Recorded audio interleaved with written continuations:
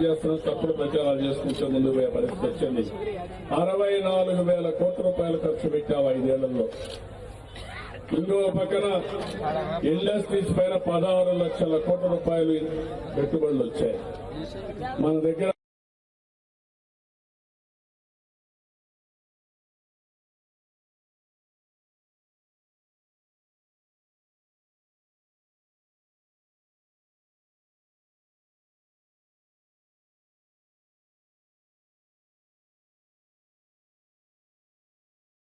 ఈ రోజు మనం భోగి మంటలు వేస్తున్నాం.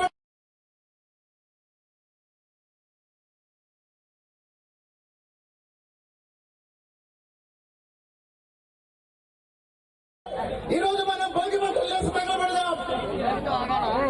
ఈ రాష్ట్రానికి ఒక అభివృద్ధి చెందిన రాజధాని నగరాన్ని ఇవ్వడం కోసం ఆ రోజు ముఖ్యమంత్రిగా నారా చంద్రబాబు నాయుడు గారు ప్రారంభించిన అమరావతి అనే మహాయజ్ఞాన్ని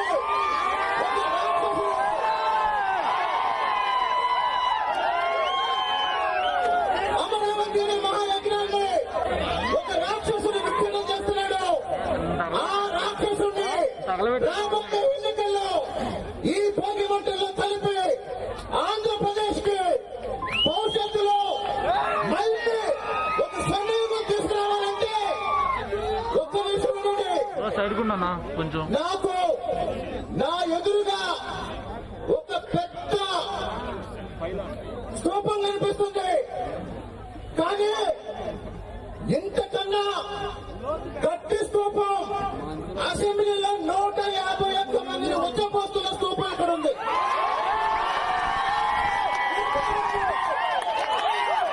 అసెంబ్లీలో 151 మంది కాలకాయలు ఒకవైపు,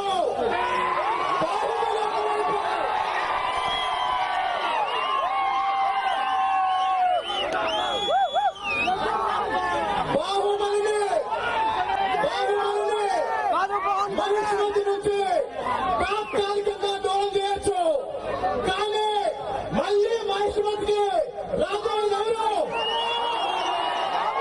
ఎవరు జై అమరావతి, జై ఆంధ్రప్రదేశ్. ధన్యవాదాలు ప్రొఫెసర్ శ్రీనివాస్ గారు. ఇప్పుడు మన ప్రీతమ నాయకుడు పార్లమెంటు సభ్యులు శ్రీ కేసరి నాని గారు.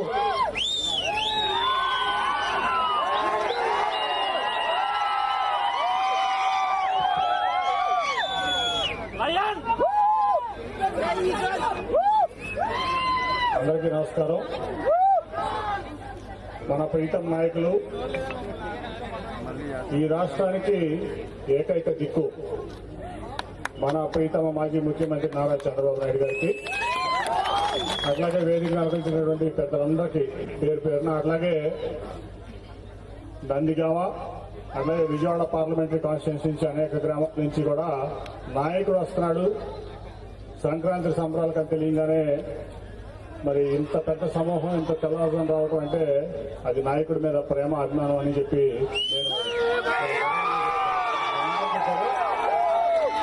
నేను నమస్కారాలు.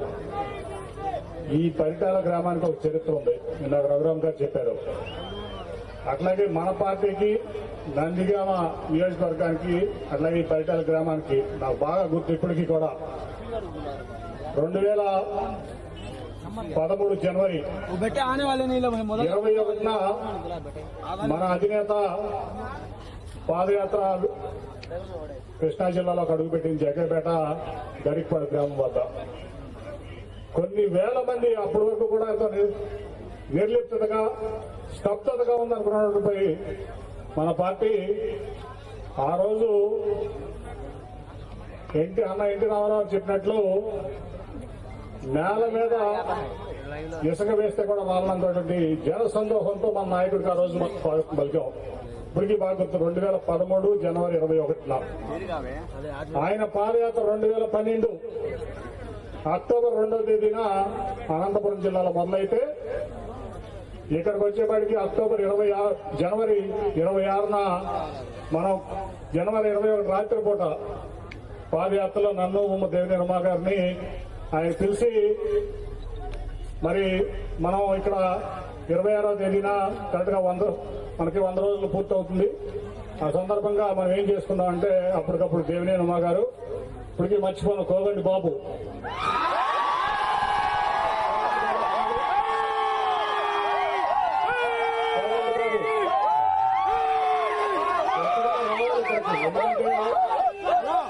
జనవరి 21 రాత్రి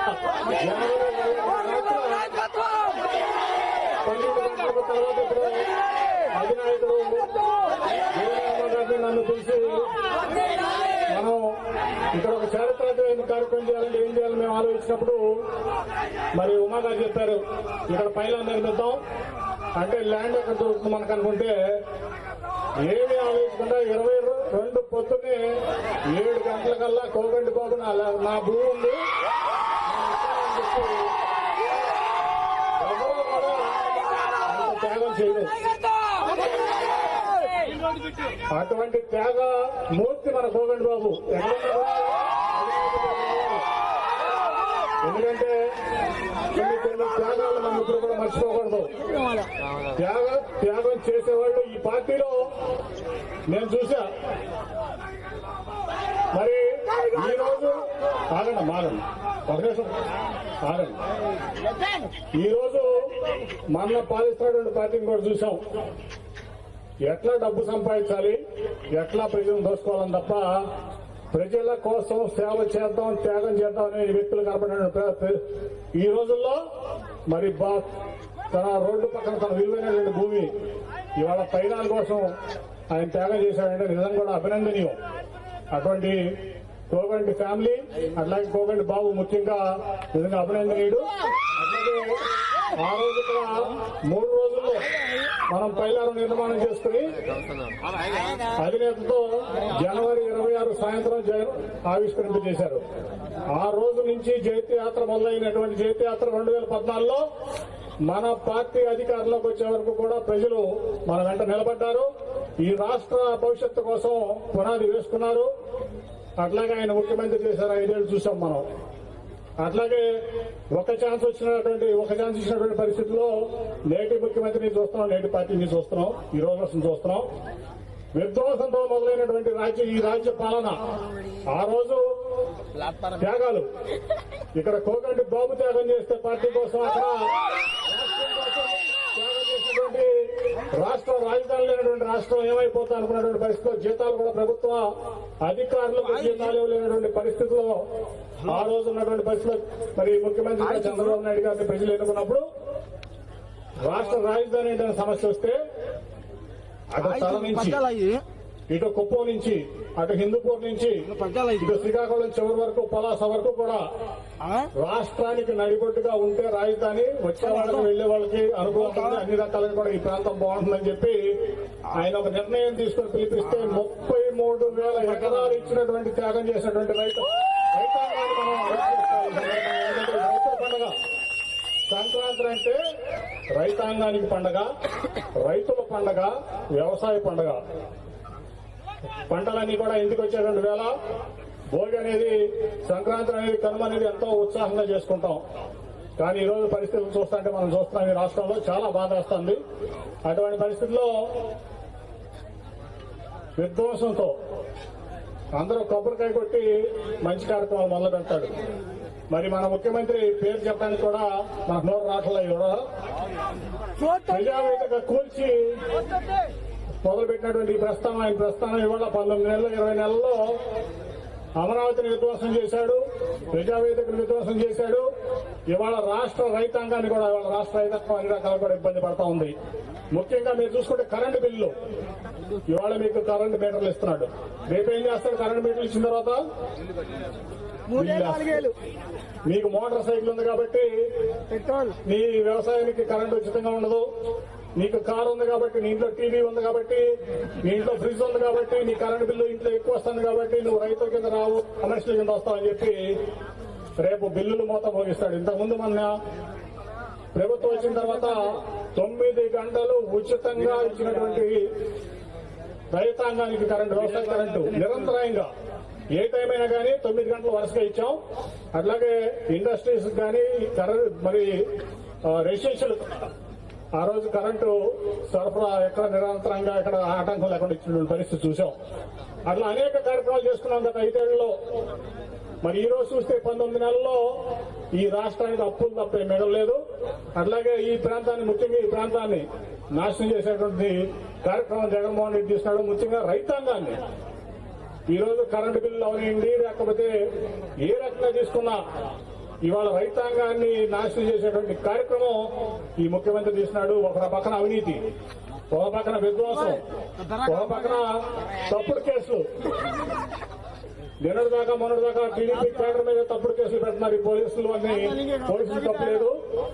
వీళ్ళంతా కూడా కలిసి ఏదైతే సజ్జల రామకృష్ణారెడ్డి ఆధ్వర్యంలో, సాక్షి ఆధ్వర్యంలో తప్పుడు కేసులు పెడుతున్నారని అనుకున్నా. నిన్నగాక మొన్న ఒక డాక్టర్ మీద, ఈ ప్రాంతానికి చెందిన డాక్టర్ ని కారులో గంజాయి పెట్టి తప్పుడు కేసు బుక్ చేస్తానని చెప్పి 5 కోట్ల సెటిల్మెంట్ చేశారు. ఈ ప్రాంత డాక్టర్ ని కలిసించారు. డాక్టర్ ని వాళ్ళు పొరుగు పోతుందని చెప్పి 5 కోట్ల రూపాయలు సెటిల్మెంట్ చేసుకున్నటువంటి పరిస్థితి మనం చూసాం ప్రైవేట్ పంచాయతీలు ఈ ప్రాంతంలో, కంచిచర్లలో. అంటే ఏ రకంగా ప్రజల్ని హింసిస్తున్నారు. మన పార్టీనే కాదు, సమాజంలో గౌరవంగా బతికే వ్యక్తులు కూడా తప్పుడు కేసులు పెట్టి హింసించేటువంటి పరిస్థితి ఇవాళ ఈ రాష్ట్రంలో రాక్షస రాజ్యం వెళ్తుంది. ఈ రాక్షస రాజ్యం పైనుంచి దేవుడు అన్ని కూడా చూస్తూ ఉన్నాడు. ఖచ్చితంగా అందరికీ బుద్ధి చెప్పే రోజులు ఖచ్చితంగా రాబోతూ ఉన్నాయి. కాబట్టి నేను అందరికీ ఏం చేస్తున్నా, జగన్మోహన్ రెడ్డికి కానీ, వైకాపాకి కానీ, ఈ రోజు భోగి, సంక్రాంతి, ఈ పండగ సాక్షిగా నీ నాశనం నువ్వు కొని తెచ్చుకుంటున్నావు. త్వరలోనే నీకు పిల్లలు బుద్ధి చెప్తారని చెప్పి నేను తెలియజేసుకుంటూ మరొకసారి మీకు అందరికీ కూడా పండగ శుభాకాంక్షలు తెలియజేస్తూ నాకు మంచి అవకాశం ఇచ్చిన మా వరలరామయ్య గారికి, ఎందుకంటే ఆయన మాట్లాడిన తర్వాత మేము మాట్లాడితే నాకు మీ ఎవరికి కూడా బుర్రకెక్కదు. కాబట్టి నాకు అవకాశం ఇచ్చినందుకు ధన్యవాదాలు తెలియజేసుకుంటూ సెలవిస్తున్నాను. ధన్యవాదాలు శ్రీ కేశినేని నాని గారు. సందర్భోచితంగా మాట్లాడి అందరిని అలరించిన మీకు అభినందనలు తెలియజేస్తూ ఈ కార్యక్రమానికి కర్త కర్మ క్రియ అతి తక్కువ సమయంలో నేను భోగి మంటల కార్యక్రమంలో పాల్గొంటానని అధ్యక్షుడు వారు అంటే రండి, మా ప్రాంతంలో అరేంజ్ చేస్తాం. ఎక్కడైతే 117 రోజుల స్తూపాన్ని ఆనాడు కేశినేని నాని గారి నేతృత్వంలో అరేంజ్ చేశామో అక్కడే అరేంజ్ చేస్తామని చెప్పి అతి తక్కువ సమయంలో ఎంతో శోభాయమానంగా ఈ సభను అరేంజ్ చేసిన శ్రీ దేవినేని ఉమామేశ్వరరావు.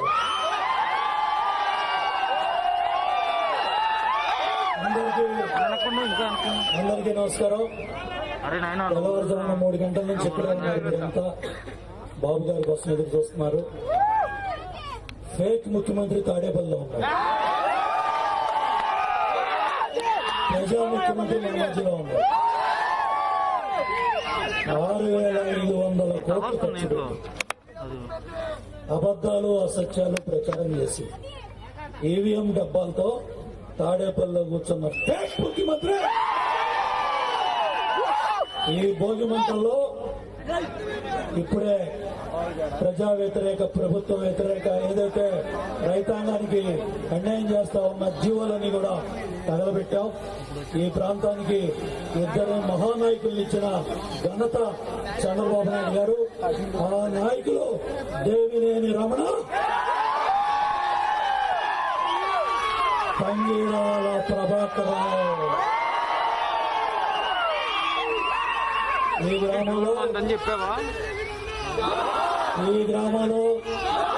పెద్దలు కోగంటి వెంకటేశ్వరరావు గారు శాసనసభ్యుడి స్థాయి వ్యక్తి, గ్రామ సర్పంచ్గా మండలాధ్యక్షుడిగా మన గుండెల్లో ఉన్నాడు. ఆయన వారసుడు కోగంటి బాబు ఇవాళ చెప్పారు. తప్పకుండా ఈ భోగిలో ఏ విధంగా అయితే ఇవాళ తగలబెట్టామో బాబు గారు ఈ ప్రాంతంలో మాకు ధాన్యం కలిసి రాలా, పత్తి కలిసి రాలా, మిర్చి కలిసి రాలా, తొలకరులో పెసలు పోయింది, మినుము పోయింది, వేసిన శనగ పోయింది. సుబాబులు మీరు 3-4 వేలు అమ్మిస్తే ఇవాళ 1,000-1,200 కూడా ఇవాళ లేదు. కాబట్టి తప్పకుండా మంచి రోజులు వస్తాయి. మళ్ళీ వచ్చే సంక్రాంతి ఈ దుర్మార్గ పరిపాలన ఈ దుర్మార్గ పరిపాలన వచ్చే సంక్రాంతికి మంచి జరగాలని కోరుకుంటూ సెలవు తీసుకున్నా. జై హింద్, జై హింద్. ధన్యవాదాలు శ్రీ దేవినేని ఉమామహేశ్వరరావు గారు. ఇప్పుడు ఎవరు పేరు చెబితే తాడేపల్లిలో నిద్రపోతున్న ఫేక్ ముఖ్యమంత్రి గుండెల్లో రైలు పరిగెత్తుతారు. ఎవరు శాసనసభలో అడుగు పెడితే 151 మంది ఆ ఫేక్ ఎమ్మెల్యేలు సమర్థబట్టి కంగారు పడతారు. ఎవరు ముఖ్యమంత్రి మన ప్రీతమనేత మాన్యశ్రీ నారా చంద్రబాబు నాయుడు గారిని ఎక్కడికి వెళ్తే ఏ ప్రాంతంలోకి వెళ్తే ఆ ప్రాంతంలో ఆటంకాలు సృష్టిస్తున్నారు. ప్రజల మధ్యకు చంద్రబాబు నాయుడు గారు వెళ్లకుండా చూడాలని ఆదేశాలు జారీ చేస్తున్నారు. ప్రజల మనిషి శ్రీ చంద్రబాబు నాయుడు గారు మీ వల్ల కాదు, మీ ఎమ్మెల్యేల వల్ల కాదు, మీ ప్రభుత్వం వల్ల కాదు అని చెప్పి కూడా తెలియజేస్తూ ప్రజాస్పందన చూడండి, ప్రజల మనస్తత్వాన్ని ఎరగండి. రాబోయే రోజుల్లో నేను నిన్నే ఒక మాట చెప్పాను. ఒక్క నిమిషం ఒక్క మాట చెప్పి అధ్యక్ష వారికి ఇస్తాను. నిన్నే చెప్పాను నేను, మిడిసి పడకు నేస్తామా, మిడిసి పడకు నేస్తామా. నీవు క్రమం తప్పకుండా కోర్టుకు హాజరవు. నీవు అంటే జగన్మోహన్ రెడ్డి క్రమం తప్పకుండా కోర్టుకు హాజరవు. కాగల కార్యం గంధర్వులు తెలుస్తారు. ఆ కోర్టు న్యాయస్థానాలు నిన్ను శాశ్వతంగా జైలు పాలు చేస్తాయని చెప్పడం జరిగింది. అటువంటి వ్యక్తి గుండెల్లో రైలు పరిగెత్తే రీతిగా ఈ రోజున రైతుల పక్షాన నిలబడి ఆయన గుర్రు పెట్టి నిద్రపోతుంటే ఈయన తెల్లవారుజామున 3 గంటలు లేచి మన మధ్యకు వచ్చి ఈ రైతుల పక్షాన ఈ రోజున ఈ ప్రభుత్వం ఇష్యూ చేసిన జీవాలన్నీ కూడా భోగి మంటల్లో బగబగా మండుతున్న మంటల్లో దగ్ధం చేసిన మన ప్రీతమ నేత మాన్యశ్రీ నారా చంద్రబాబు నాయుడు గారిని వారి అమూల్యమైన సందేశం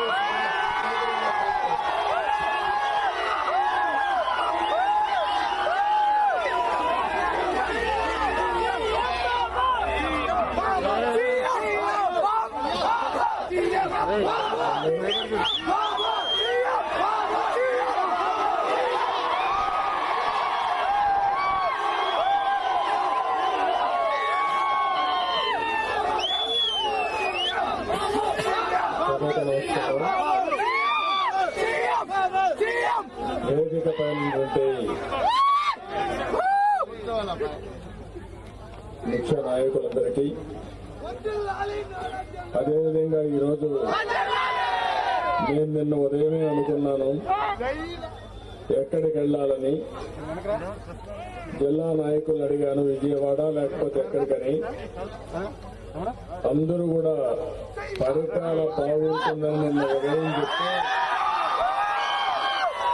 నేను సరే అన్నాను. ఈ రోజు మీ ఉత్సాహం చూస్తా ఉంటే రాత్రికి రాత్రి తెల్లవారుజామున మధ్యాహ్నం కాదు సాయంత్రం కాదు ఇంత ఉత్సాహంగా మీరు ఈ కార్యక్రమానికి వచ్చారంటే మీకు పార్టీ పైన నా పైన ఉండే ప్రేమకు ఎప్పుడు రుణపడి ఉంటానని మరొకసారి మీ అందరికీ తెలియజేస్తున్నాను. ఈ రోజు మనకందరికి కూడా అతి పెద్ద పండుగ సంక్రాంతి. ఎందుకంటే ఇది గ్రామీణ ప్రాంతాల్లో రైతు కూలీలు చేసుకునే పండుగ. మామూలుగా ఖరీఫ్ పంటలు వేసుకున్న తర్వాత పంట చేతికి వచ్చిన తర్వాత ఆనందంగా జరుపుకునే పండుగ ఈ సంక్రాంతి. అందుకే ఈ రోజు మీరు ఇక్కడ చూశారు గంగరెద్దు మొదలుకొని హరిదాస మొదలుకొని కోలాటాలు మొదలుకొని ఆడపిల్లల విన్యాసాలు చూస్తే మనో నైపుణ్యం ఉంది. ప్రపంచాన్ని జయించే శక్తి తెలుగు వారికి ఉందని మరొక్కసారి ఈ సందర్భంగా మీ అందరికీ విజ్ఞప్తి చేస్తున్నాను. అలాంటి పండుగ రోజున ఈరోజు రైతులు కళా విహీనమైపోయారు, కళ్ళ నీళ్లు పెట్టుకునే పరిస్థితికి వచ్చారు. అందుకనే ఈరోజు మీరు ఒక్కసారి చూస్తే నేను ఇక్కడ వచ్చి మనం చేసే భోగిలో ఏవైతే రైతు వ్యతిరేక విధానాలు ఉన్నాయో అవన్నీ తగలబెట్టాం. తప్పకుండా రైతులకు విముక్తి వచ్చే వరకు మీకు పోరాడతాం. ఇంతమందిపై మన మిత్రులు చెప్పారు, నాని కూడా చెప్పారు, ఎంపీ గారు చెప్పారు. ఒకసారి మీరు ఆలోచిస్తే ఒక్కసారి అవకాశం అన్నాడు, తండ్రి లేని బిడ్డ అన్నాడు,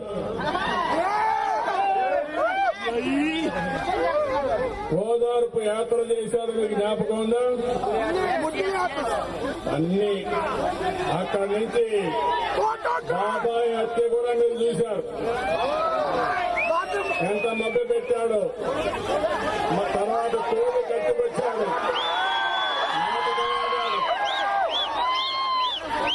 అన్ని కూడా మోసాలు, దగ, ప్రజల్ని మభ్య పెట్టడం, మోసం చేయడం, సానుభూతి కోసం తప్ప ఇంకొకటి లేకుండా ఎప్పుడు ఏ నాటకం ఆడాలో ఆ నాటకానికి తెరదీస్తాడు. ఇది నిజమైన కోడి కత్తి. సంక్రాంతి ఈ నాటకాలకు కూడా ఎవరు కారకులంటే నిన్న వచ్చాడు ఒక ఆయన, మళ్ళా వచ్చి తాడేపల్లి కూడా కలిశాడు. చూశారా మీరందరూ? మళ్ళా మన డబ్బులకు 1000 కోట్లు ఆయన దోచిపెడితే మొత్తం అక్కడ ఉండే వాళ్ళందరూ కలిసి మన మీద వ్యతిరేక ప్రచారాలు చేసి మళ్ళా రాజకీయ లబ్ధి కోసం దిగాడు. పగటి వేషం వేసుకొని ఆయన. నేను ఒకటే మిమ్మల్ని కోరుతున్నా, రైతాంగం ఎవరైనా ఆనందంగా ఉన్నారా అని మిమ్మల్ని అడుగుతున్నా. చేతులపైకెత్తండి. ఏ రైతు కూలీ అయినా ఆనందంగా ఉన్నాడా అని మిమ్మల్ని అడుగుతున్నాను. రైతు కూలీలు చితికిపోయారు, రైతులు చితికిపోయారు. ఒక నిర్ణయం కాదు, నిర్ణయాల పైన నిర్ణయాలు, ప్రజా వ్యతిరేక నిర్ణయాలు, రైతు వ్యతిరేక నిర్ణయాలు. ఆ రోజు పాదయాత్రలో చెప్పిన మాటలు మీకు బాగా జ్ఞాపకం ఉన్నాయి. ముద్దులు పెట్టాడు, ముద్దులు గుర్తున్నాడు. ఇప్పుడు మామూలు ముద్దులు కూడా కాదు. నాకే అర్థం కాలేదు. మీరు ఒకసారి చూస్తే ఈ రోజు మనం ఒక విషయం గుర్తుపెట్టుకోవాలి. ఈ వ్యక్తి ఒక స్ప్లిట్ పర్సనాలిటీ, అపరిచితుడు. సినిమా చూసారా మీరు? అలాంటి వ్యక్తి. అందుకనే మీరు అడుగుతున్న రైతులకు ఎన్ని మాటలు చెప్పాడు, ఏమన్నా చేశాడా? 18 నెలల్లో 7 సార్లు వచ్చాయి వరదలు, తుఫాన్లు వచ్చాయి. ఎవరికైనా ఏమైనా వచ్చిందా తమ్ముడు అంటున్నా. మా తమ్ముడు ఐరన్ లెగ్ అంటున్నాడు. 7-8 సార్లు తుఫాన్లు వస్తే రైతులు చితికిపోతే కనీసం నష్టపరిహారం ఇచ్చాడా? ఉండే వ్యవస్థ ఇన్సూరెన్స్ ఎవరి దయాదర్శనం అవసరం లేదు. కేంద్ర ప్రభుత్వం రాష్ట్ర ప్రభుత్వం రెండు కూడా కంతులు కట్టి రైతులు కూడా కట్టుకుని దానివల్ల పంట నష్టపోతే డబ్బులు వచ్చే విధానానికి స్వస్తి పలికాడు ఈ పెద్ద మనిషి. వస్తానే దాన్ని రద్దు చేసి నేనేదో ఇన్సూరెన్స్ కంపెనీ పెడతానని, అది కూడా సొంత ఇన్సూరెన్స్ కంపెనీ పెడతాను సాక్ష్యమారిగా దోపిడీకి నాంది పలకడానికి సంబంధం అదే చేయడానికి అసెంబ్లీకి వచ్చాడు. నేను అడిగాను, మీరు డబ్బులు కట్టారని అడిగితే మన నాయకులు అడిగితే కట్టామన్నారు. మొత్తం సాక్ష్యంతో ఉంటే నేను పట్టుకున్నాను. నువ్వు కట్టావా లేదా చెప్పమన్నాను, చూపించమన్నాను, చూపేయలేదు. నా రాజకీయ జీవితంలో మొట్టమొదటిసారిగా పోడియం దగ్గర పోయి కూర్చున్నానంటే ఈ రైతులకు జరిగే దగా పైన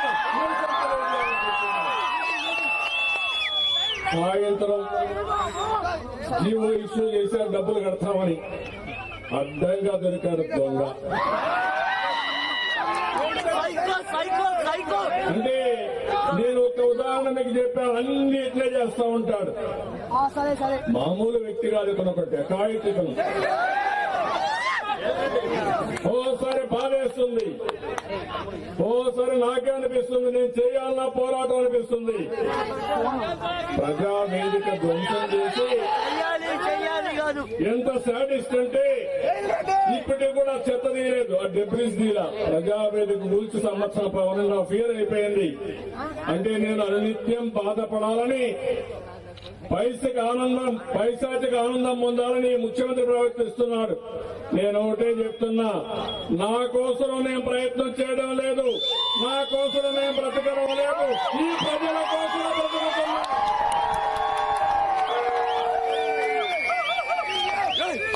మీరు అసెంబ్లీలో చూశారు తమ్ముళ్ళు,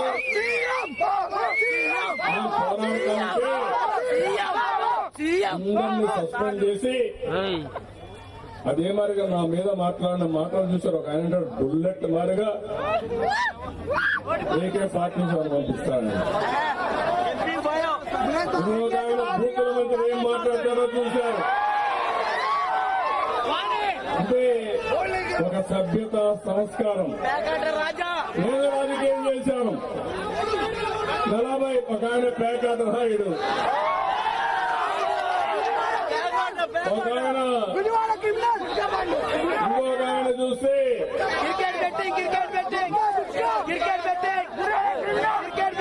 నేను ఆ పేర్లు చెప్పని తమ్ముడు నా నోటి గుండా ఉత్తరించడానికి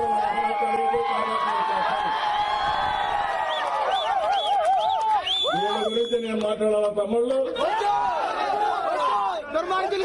ఒక ఆయన బెంజ్ మినిస్టర్ అయితే, ఒక ఆయన అవాలా మినిస్టర్ అయితే, ఇంకొక ఆయన ప్యాకెట్లాడిస్తే, ఒక ఆయన బెట్టింగ్లు కట్టిస్తా ఉంటే వీళ్ళు నన్ను విమర్శించే నాయకులు అయిపోయారు. ఇంకో పక్క ఈ ముఖ్యమంత్రిని చూస్తే ఓసారి ఎంత బాధ కలుగుతుందంటే రైతులందరూ కూడా ఇబ్బందుల్లో ఉన్నారు. ఇంకో పక్క ప్రొక్యూర్మెంట్ మీకు ఎక్కడన్నా కానీ ధాన్యం కొనుగోలు సరిగా చేశారా? కొనుగోలు చేసిన దానికి డబ్బులు ఇచ్చారా? 2,900 కోట్లు ఇవ్వాలి. ఈ జిల్లాలో 350 కోట్లు ఇవ్వాలి. నేను అడుగుతున్నా, మామూలుగా వచ్చే డబ్బులు కూడా నువ్వు ఇవ్వకపోతే నీ దయాదార్శనాలు ఉన్నాయి దీనిపైన. ఇది FCA ఉంటుంది, నువ్వు కొనడం కాదు ఇది. అలాంటి మిడిల్ మ్యాన్ పని కూడా రాష్ట్ర ప్రభుత్వం చేయలేకపోయిందంటే ఈ ముఖ్యమంత్రిని ఏమనాలో నేను అడుగుతున్నా. ఇంకో పక్కన మీరు ఒకసారి చూస్తే ఎక్కడికెక్కడ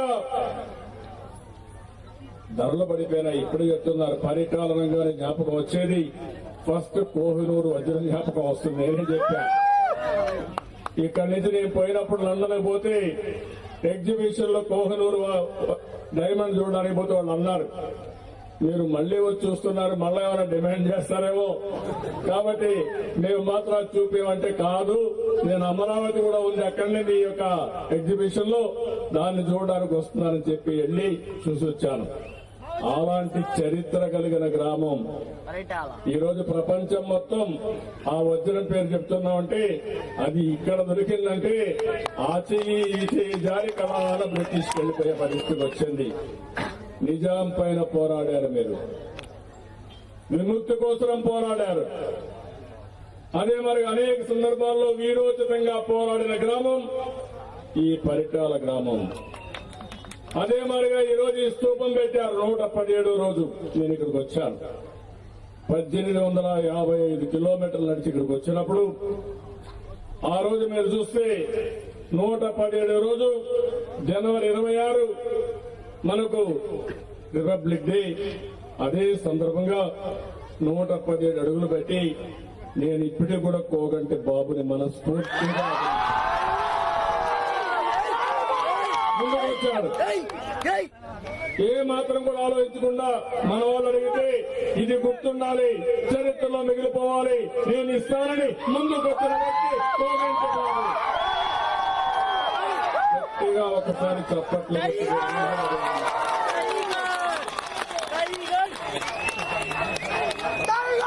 ఇది ఒక జ్ఞాపకం, ఇది ఒక చరిత్రలో గుర్తుండిపోతుంది. ఎన్నో మనం చరిత్రలో కొన్ని సంఘటనలు జరుగుతాయి. అలాంటి సంఘటన కూడా నాంది పలికిన గ్రామం ఈ యొక్క పరిటాలని చెప్పి కూడా నేను మీకు తెలియజేస్తున్నా. ఈ రోజు మీరు ఒకసారి చూస్తున్నారు, నిన్నే రైతు కష్టపడి పండిస్తే టమోటా 30 పైసలు అమ్మదండి, ఎత్తుకొచ్చి రోడ్డు మీద వారేశారు. ఈ చెత్త ముఖ్యమంత్రి ఎక్కడ నిద్రపోతున్నారని అడుగుతున్నారు. ఇంకో పక్కన 10 నుంచి 20 రూపాయలకు టమాటా కొంటున్నాం.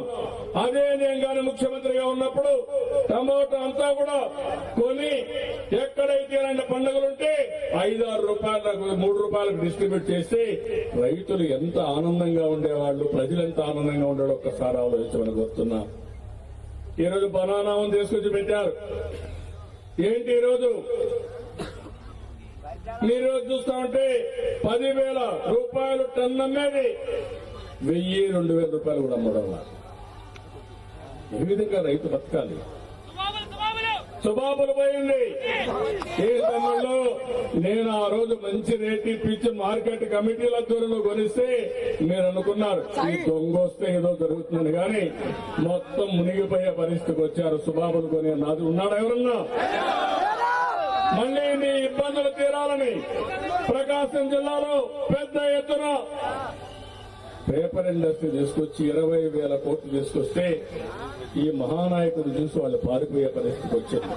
ఇక్కడ ప్రశ్న ఈ రోజు ఇంకో పక్క అన్ని పంటలు పత్తి 3,000 సార్, పత్తి 3,000 దళారులు ఎక్కువయ్యారు. మొక్కజొన్న పోయింది, ధాన్యం కొనే నాదుడు లేడు. ఏమా పత్తి కంచి ఏలూరు లాంటి రోగాలు నాకంటే మీకు అన్ని కూడా బాగా తెలుసు. ఇంకో పక్క కౌలు రైతు కూడా చాలా ఇబ్బందుల్లో ఉన్నారు. ఒకప్పుడు కౌలు రైతు కూడా ఆర్థిక సహాయం గాని అదే మరి రుణాలు గాని నష్టపరిహారం అన్ని ఇప్పించిన సందర్భాల్లో ఈ రోజు వాళ్ళు కూడా దెబ్బతినే పరిస్థితికి వచ్చారు. నేను అందుకని పెట్రోల్ చెప్పక్కర్లేదు తమ్ముళ్ళు, అందరూ దేశంలో హైయెస్ట్ పెట్రోల్ ఇక్కడ. ఇంకో పక్కన దేశంలో ఎక్కడా లేనటువంటి జగన్మోహన్ రెడ్డి బ్రాండ్లు.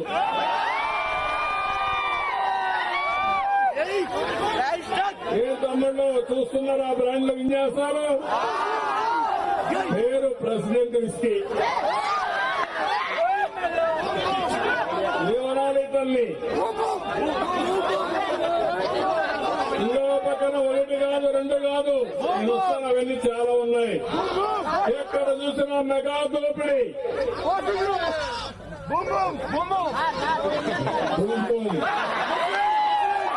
ఇంకా చాలా ఉన్నాయి తమ్ముళ్ళు. డిస్ట్రిబ్యూషన్ వెళ్ళని హోల్సేల్ గా అమ్ముకోవడం, రేట్లు విపరీతంగా పెంచేయడం, పేదవాళ్ళ పొట్టగొట్టి ఈ మహానాయకుడు పొట్ట నింపుకుంటున్నాడు. ఎప్పుడు పగులుతుందో నాకు తెలియదు కానీ ఆ పొట్ట పగలడం ఖాయమని చెప్పి కూడా నేను మీకు తెలియజేస్తున్నా. నేను ఈ సందర్భంగా ఇసుక తమ్ముళ్ళు ఏం చెప్పాలా భాగవతం. ఒక ట్రక్ ఎంత అమ్ముతా ఉంది? 5,000 రూపాయలు. ఒకప్పుడు ఉచితంగా మీరు తీసుకుపోయారా లేదా? భవన నిర్మాణ కార్మికులు 20 నెలల నుంచి పనులు ఉన్నాయని అడుగుతున్నా. ఎంతో మంది ఆత్మహత్య చేసుకున్నారు. ఇది న్యాయమా అని ముఖ్యమంత్రిని అడుగుతున్నా. మళ్ళా హోల్సేల్ గా ఒకరికి ఇద్దరికి ఇచ్చిపోతున్నాడు రాష్ట్రం అంతా. మీ ఊర్లో ఇసుక మీరు తీసుకోవడానికి లేదు కానీ ఈ ముఖ్యమంత్రి డబ్బుల కోసం కక్కుర్తిపడి రాష్ట్రాన్ని దోపిడీ చేసి ఈ పేదవాళ్ళ రక్తాన్ని తాగే ముఖ్యమంత్రి ఈ జగన్ రెడ్డి. ఇంకొక పక్కన మీరు ఒకసారి చూస్తే ఎంఎస్పీ మినిమం సపోర్ట్ ప్రైస్ రావాలి, రైతులకు న్యాయం జరగాలి. కేంద్ర ప్రభుత్వాన్ని కూడా ఒకటే డిమాండ్ చేశాం మేము. మద్దతు ధర తప్పకుండా ఉండాలి, చట్టంలో పెట్టాలి. అదే సమయంలో మార్కెట్ కమిటీలు ఉండాలి. రైతు కష్టపడి పండిస్తే గిట్టుబాటు ధర లేకపోతే మంచిది కాదని కూడా మరొకసారి కేంద్రానికి డిమాండ్ చేశాం. తెలుగుదేశం పార్టీ చాలా స్పష్టంగా అనేక సందర్భాల్లో చెప్పాం. మళ్ళీ ఈ సంక్రాంతి సందర్భంగా రైతులందరి తరఫున కేంద్రాన్ని కోరుతున్నా, మద్దతు ధర తప్పకుండా ఉండాలి, చట్టంలో పెట్టాలి. అదే మరి మార్కెట్ కమిటీలు ఉండాలని చెప్పి కోరుతున్నా. తమిళలో మీరందరూ చూశారు. ఇంకొక జీవో ఇక్కడనే మనం తగలబెట్టాం. ఆ జీవో మీటర్లో పెడతాదంట మోటార్లకి. ఆమోదిస్తారా మీరు? మీ మెడపై ఊరితాడు గుర్తుపెట్టుకోండి. ఎమ్మెల్యేలో పెట్టుకోమనండి మీటర్లో. మీటర్లు ఎమ్మెల్యేలు పెట్టుకుంటే ఏ దొంగ ఎంత కొట్టేశాడో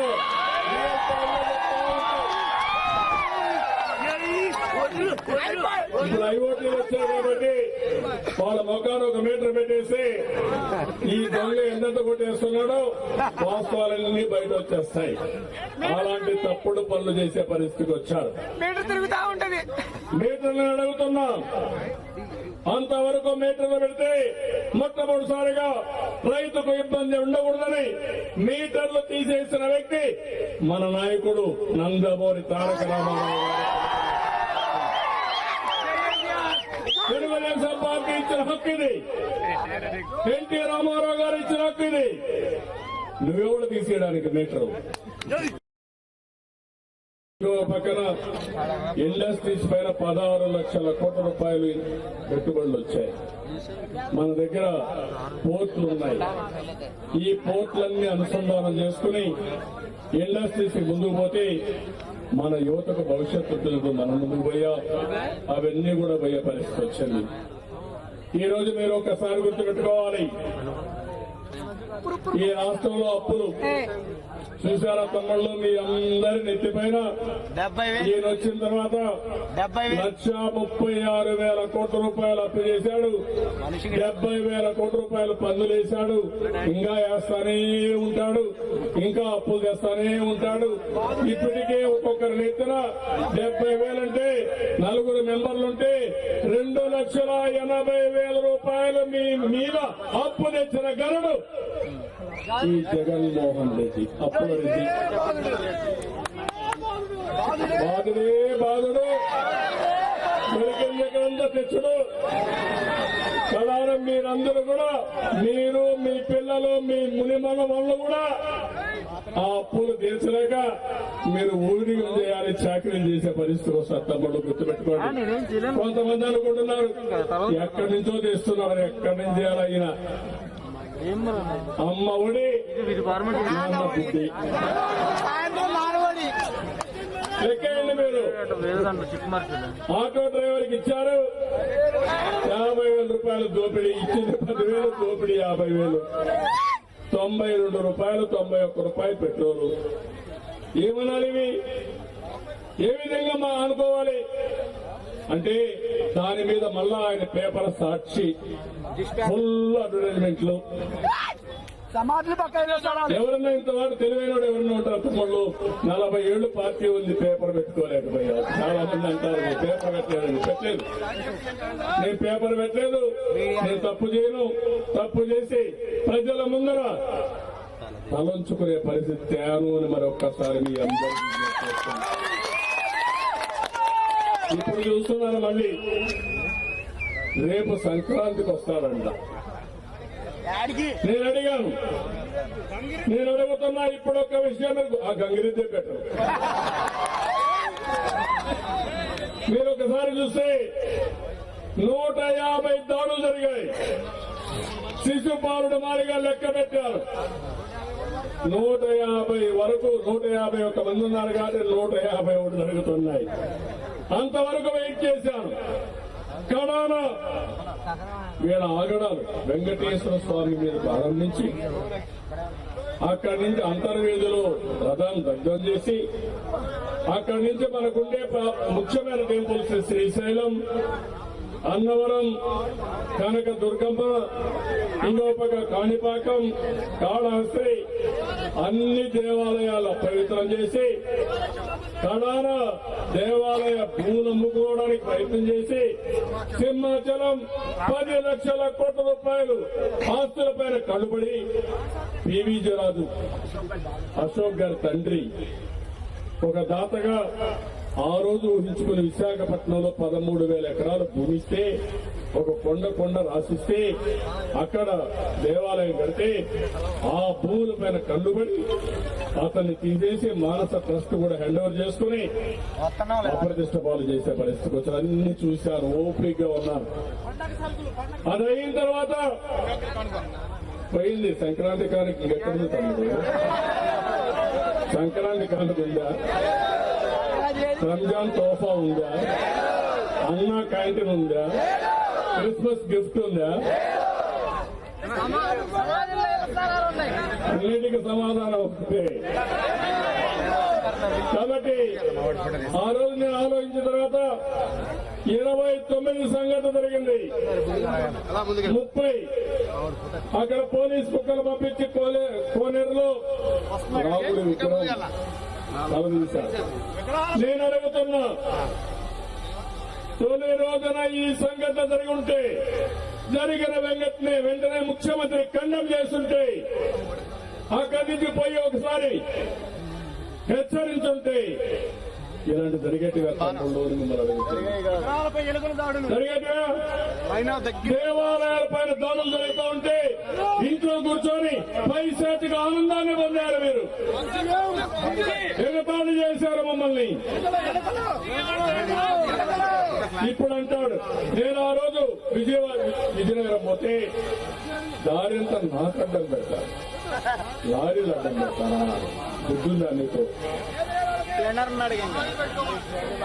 అడ్డం పెట్టండి, నిలబెట్టండి. అడుగడుగున నన్ను అవమానించారు. బాధ లేదు, మీకోసం ఎలాంటి అవమానాలన్నా పడడానికి నేను సిద్ధంగా ఉన్నా, భరించడానికి ఇంకొక పక్కన మీరు ఒకసారి చూస్తే కడాన ఇక్కడ సీతమ్మ వారి విగ్రహం ఎలుకలు తినేశారు.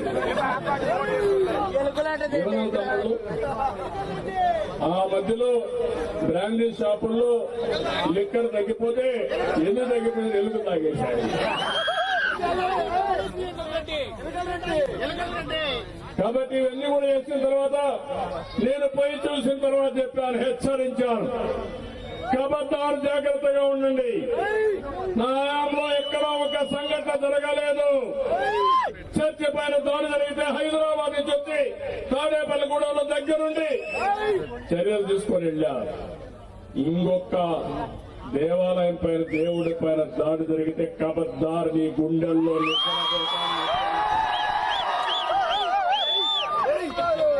హెచ్చరించడమే కాదు,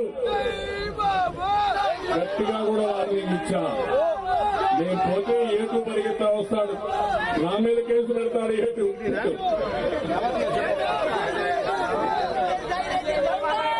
ఇంకొక ఆయన వస్తాడు. అందరూ అప్పటి నుంచి తత్తరపాటు పడిపోయి ఏదో జరిగిందని నేను పోయిన తర్వాత మీరు బయట వచ్చారే, ఇన్ని రోజులు ఏం చేశారు మీరు?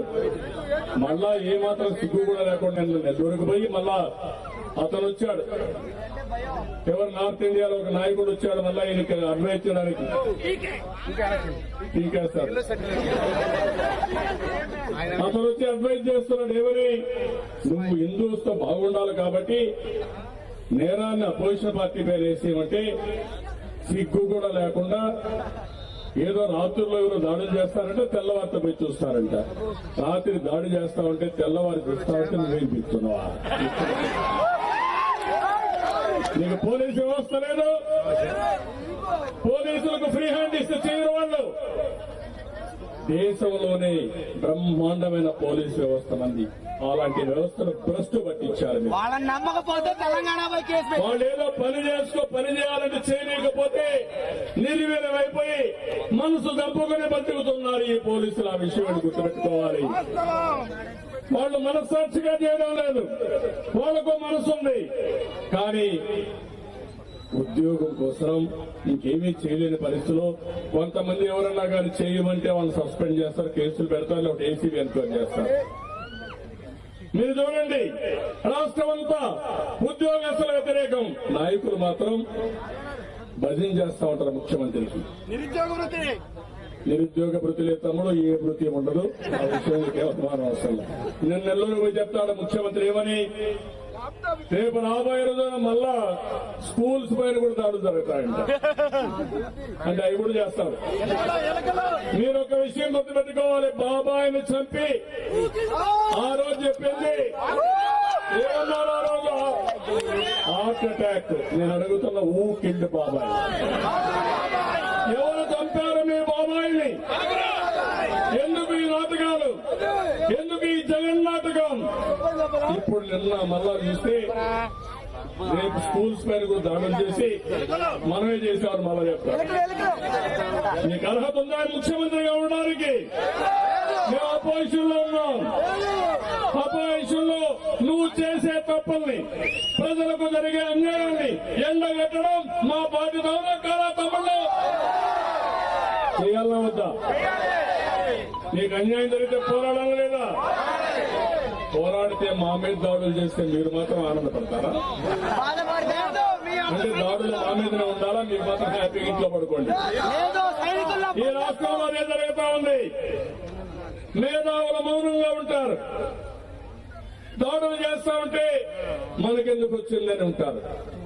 యువత ఎందుకు మీకు ఆ ఫిరోజ్ ఎన్టీ రామారావు గారు వచ్చినప్పుడు చూశాను. యువత విజృంభించారు. అలాంటి యువత కూడా నిర్వీర్యం అవుతున్నారు. అందుకే యథేచ్ఛగా దోపిడీ, యథేచ్ఛగా నాటకాలు. రేపు మళ్ళా సంక్రాంతి సంబరాలంట. నర్సారావుపేట పోతాడంట. నేను అడుగుతాను, నేను నమ్మని ఎవరు అడగల. వెళ్తే ఇళ్ళు తప్పలే. నేను అడిగేది ఒకటి, దాడుల పైన, గుడుల పైన దాడులు ఆపండి, దోషులను పట్టుకోండి. అంతేగా నాటకాలు ఆడకుండా మీ పని మీరు చేయండి. అది మీ బాధ్యత. ముఖ్యమంత్రిగా మీకు బాధ్యత ఉంది. ఈ రోజు మొత్తం మెజారిటీ వర్గం మీకు వ్యతిరేకమయ్యారని, ఆగ్రహంతో ఉన్నారని మళ్ళా నాటకాలాడి మళ్ళా రేపు రాబోయే రోజులు మనం ఏమారితే మళ్ళా దొంగ దెబ్బతీస్తారు తమ్ముళ్ళు. ఆ విషయం మీరు గుర్తుపెట్టుకోవాల్సిన అవసరం ఉంది. అందుకే నేను అడుగుతున్నా, కొంతమంది అడుగుతున్నారు ఎందుకు మీరు పోరాడుతున్నారు అడుగుతున్నారు. ముస్లింలకు అన్యాయం జరిగితే పోరాడారు, క్రిస్టియన్స్ కి అన్యాయం జరిగితే పోరాడారు, హిందువులకు అన్యాయం జరిగితే పోరాడాలా లేదా అని మిమ్మల్ని అడుగుతున్నా. ఎవరికి అన్యాయం జరిగినా పోరాడతాం. అంతేగాని రాష్ట్ర భవిష్యత్తు కోసం పోరాడతాం. ఆ విషయం కూడా మీరు గుర్తుపెట్టుకోండి.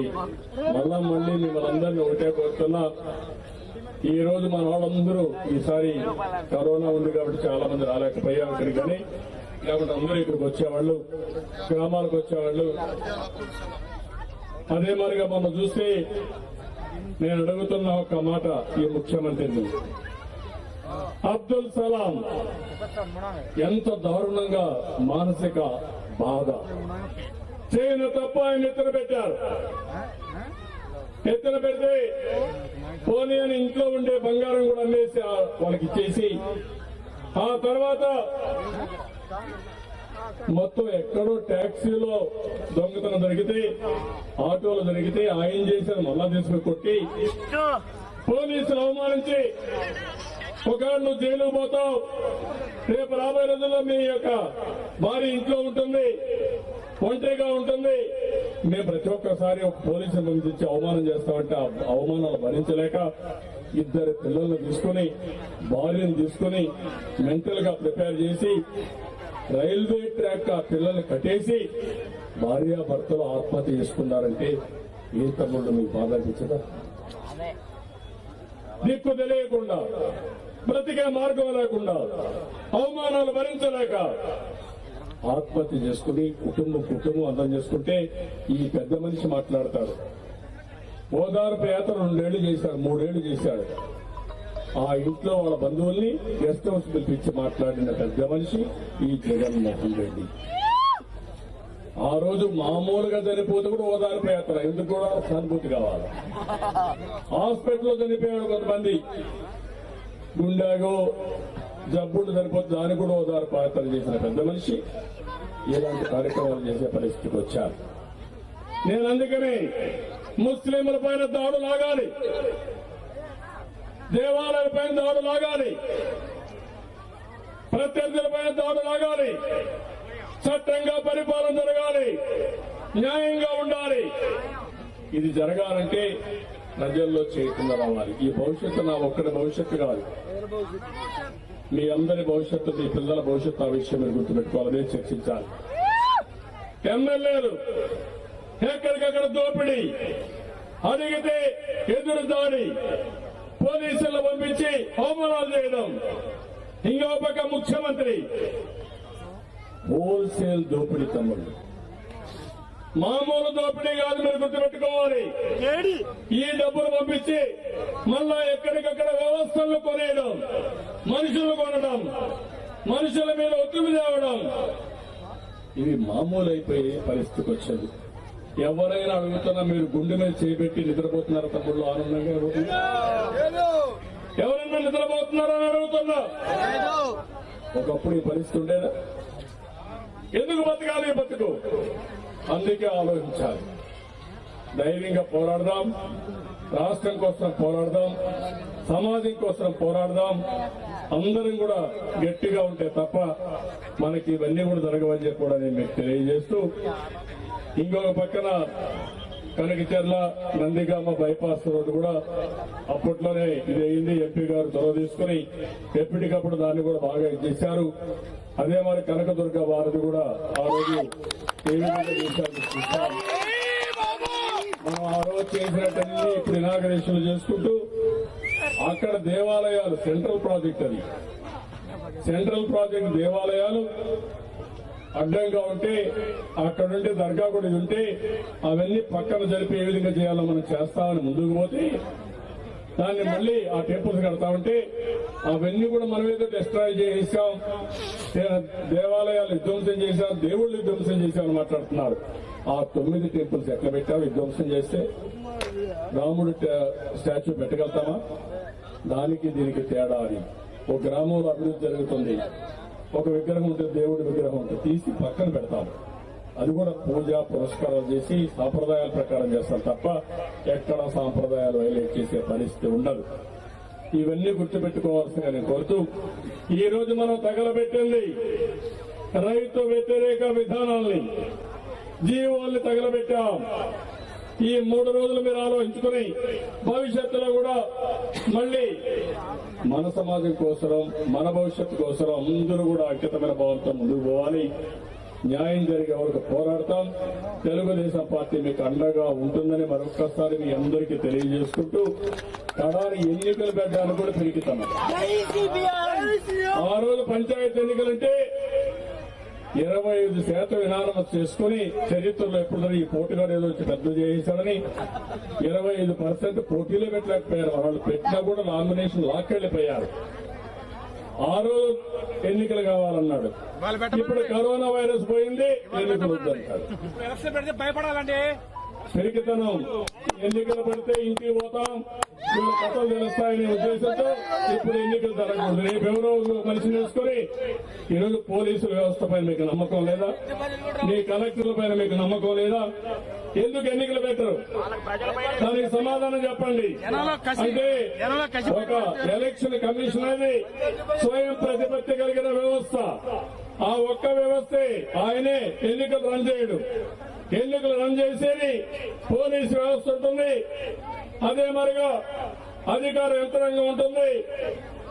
ఎక్కడ కూడా తప్పు జరగకుండా చూసే బాధ్యత ఎన్నికల కమిషన్ తీసుకుంటుంది. కాబట్టి అది కూడా ఎన్నికలు పెడితే వీళ్ళ అక్రమాలు జరగవని, పులివెందల పంచాయతీ జరగదని ఆ ఎన్నికలు పెట్టలేకుండా చేస్తున్నారు. ఎప్పుడు పెట్టినా వైఎస్ఆర్ కాంగ్రెస్ పార్టీ ఇంటికి పోవడం ఖాయం. ఆ విషయం గుర్తుపెట్టుకోవాల్సిందిగా మరొక్కసారి హెచ్చరిస్తూ, మరొక్కసారి అందరికీ సంక్రాంతి శుభాకాంక్షలు. ఈ 3 రోజుల కష్టాలున్నా ఆనందంగా, అదే మరి అందరూ కూడా ఆనందంగా ఉండాలని కడాన ఎన్టీఆర్ విగ్రహాలను కూడా ఇది చేస్తున్నారండి. ఎంత బాధ అండి! ఎన్టీఆర్ విగ్రహాలకి అపచారం చేయడం, ఎర్రవనాయుడు విగ్రహాలని అపచారం చేయడం, డ్యామేజ్ చేయడం. ఇప్పుడు అలాంటి నాయకుల విగ్రహాలు మీరు డ్యామేజ్ చేయొచ్చు, కానీ వారి స్ఫూర్తి తెలుగు జాతి ఉన్నంత వరకు తెలుగు వారి గుండెల్లో ఉంటుందని చెప్పి మరొకసారి విజ్ఞప్తి చేస్తూ, ఇక్కడ మనం చూస్తే దేవినేని రమణ గారు ఉన్నారు. చాలా ధైర్యం, నా మంత్రివర్గంలో పనిచేశారు. అదే మరి కంగనాల ప్రభాకర్ ఉన్నాడు. చాలా పార్టీ అంటే అత్యంత అభిమానంతో జీవితాంతం పార్టీ కోసం పనిచేసిన వ్యక్తి.